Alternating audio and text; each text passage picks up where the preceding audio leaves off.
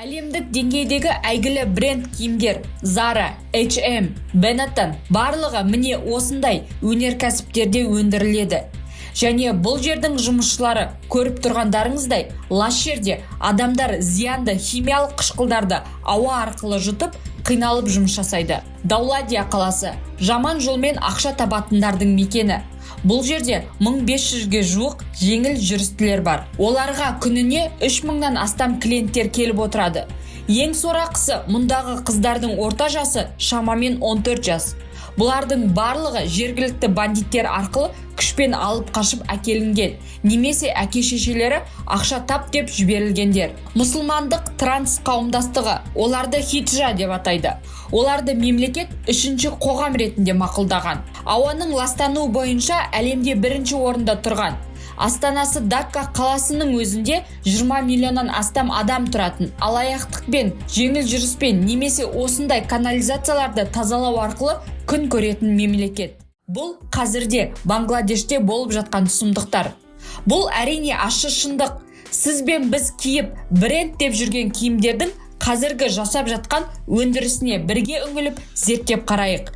Ендеше экран алдына жақындап алыңыз. Бұл шығарылым сізді таң қалдыратыны анық. Егер бейнеролик ұнаса, лүпіл басып достарыңызбен бөлісе отырыңыз. Қызықты деректерді жіберіп алмас үшін арнаға тіркеліп алыңыз. Сіздермен бірге Әсия. Ендеше барлықтарыңызға жақсы қаралым тілеймін.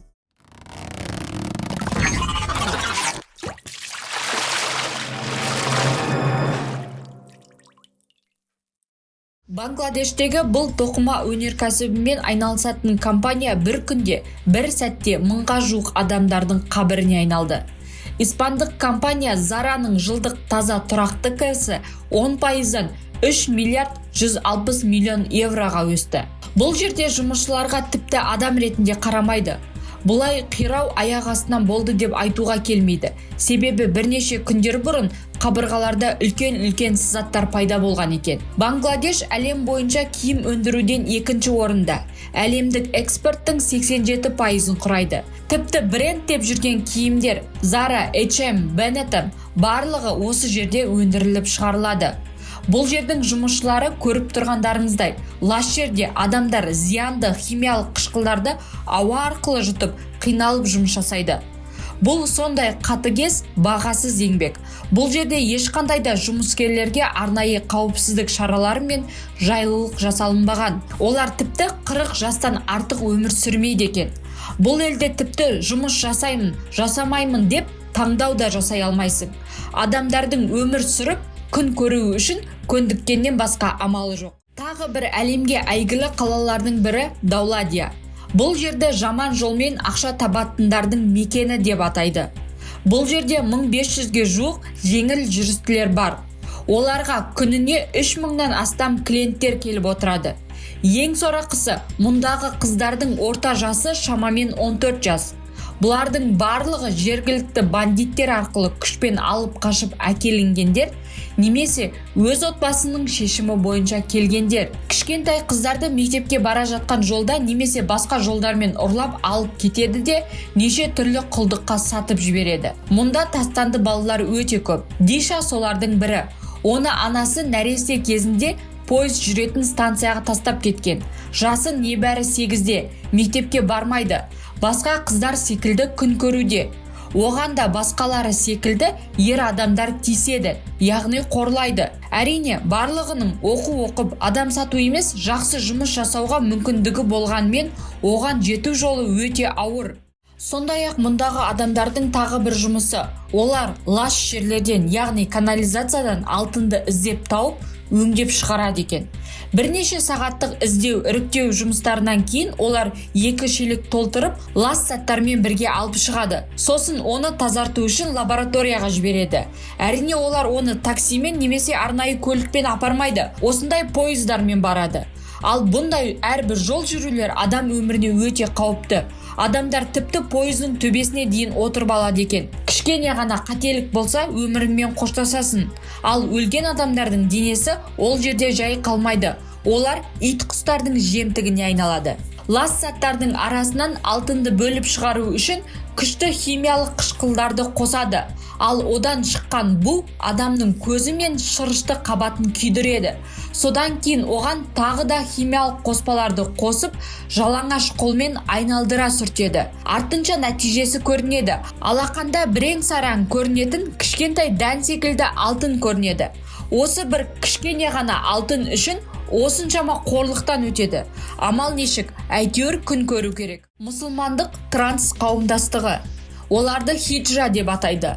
Бангладеште оларды мемлекет үшінші қоғам ретінде мақұлдаған. Тіпті оларға бөлек мешіт те берген. Одан басқа орындарда оларға сиынуға болмайды. Оларды қоғамнан бөлектеп ұстайды және де ешқандай жерге жұмысқа қабылдамайды. Содан кейін олар алаяқтықпен немесе жаман жолдағы жұмыстармен айналысады. Сонымен қатар олар қалаға барып, көшеде тұрып жүрген адамдардың көңілін аулаумен айналысады. Олар жайында теріс пікірлер көп қалыптасқан. Оларды қарғысқа ұшырағандар бұл әйел еркектер нағыз мыстандар, колдундар деп те ойлайды. Бангладеш жемқорлық бойынша 180 елдің ішінен 149 орында тұр. Халықтың тең жартысы жалыққан, әбден қажыған. Бұл жақта қыздардың 30% 15 жасқа дейін немесе 15 жастан бастап тұрмыс құрады. Бұл елде жас өспірімдер арасында ерте жастан тұрмыс құру бойынша пайызы өсуде. Мысалға, мына қыздың жасы тіпті 14-ке толмаған, оның баласы бар. Мұнда қыздың келісімі немесе махаббат деген нәрсе мүлдем жоқ. Ата-аналар қыздарын кім көп ақша төлейді, соған сатып жібереді. Ал сол қыздардан туылған балаларды шамамен 200 фунтқа сатып жібереді екен. 2024 жылдың тамызында Бангладеште үлкен дүрбелең басталды. Оның себебі мемлекеттік жұмыс орындарындағы өте аз жалақы және жұмысшыларға деген немқұрайлық. Студенттер мен қарапайым халық бұл әділетсіз деп санап, көшеге шыға бастады. Басында бұл шеру тек бейбіт түрде басталды. Бірақ уақыт өте келе қақтығысқа айналды. Адамдар үкіметке қарсы шықты.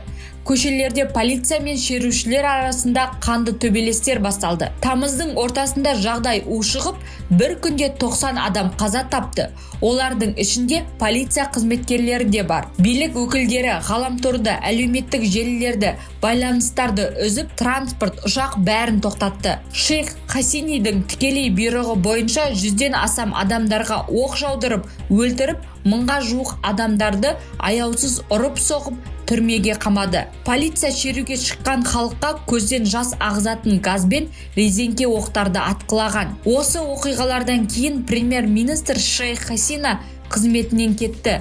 Қарапайым халықтың наразылығынан шошынып ақырында әскери тікұшақпен елден қашып кеткен. Ал Бангладеште уақытша үкімет құрылды. Бірақ елдегі жағдай әлі де тұрақсыз. Бұл оқиғалар Бангладештегі халықтың билікке деген сенімсіздігі мен әлеуметтік әділетсіздікке қарсы наразылық екен. Елдің астанасы Дакка 2024 жылдық есеп бойынша әлемдегі ең лас қалалардың бірі. Бұл қалада халық өте тығыз орналасқан. Шамамен 22 миллионнан астам адам тұрады. Тіпті таулардың өзінде қоқыс пен нәжістердің иісі мүңкіп тұрады. Мұндай қатерлі ластану экологияның бұзылуы, кішкентай балалардың өліміне, көптеген аурулардың кең таралуына әкеліп соғуда. Ластанудың басты себептері: Даккада автокөліктер көп, бірақ олардың көпшілігі ескі және экологиялық талаптарға сай емес. Сонымен қатар, көптеген зауыттар түтін мен улы газдарды тікелей ауаға шығарады. Бұл қаладағы ауаның сапасын өте нашарлатып отыр. Қаладағы өзендер, әсіресе Буриганга өзені, өнеркәсіп қалдықтарымен және тұрмыстық қоқыстармен ластанған. Бұл суды адамдар тұрмыста қолдануға мәжбүр. Осы уақытқа дейін бұл өзеннен балықтардың 25 түрі жоғалып кеткен екен. Даккада қоқыс өңдейтін жүйе өте нашар дамыған. Күн сайын қаланың көшелерінде, өзендерінде және ашық алаңдарында қоқыстардың үйіліп жатқанын көруге болады. Сонымен қатар қалада көлік, құрылыс және басқа да тұрмыстық шу өте жоғары. Бұл адамдардың психологиялық және физикалық денсаулығына теріс әсер етеді. Міне достар, біздің әлемімізде болып жатқан тағы бір сұмдық оқиға, тағы бір таңғалатын жер туралы бүгінгі шығарылым өз соңына жетті. Егер бұл бейнеролик ұнаса, достарыңызбен бөлісе отырыңыз. Лүпіл басып, басқа да қызықты деректерді жіберіп алмас үшін арнаға тіркеліп алыңыз. Келесі шығарылымда кездескенше сіздермен болған Әсия.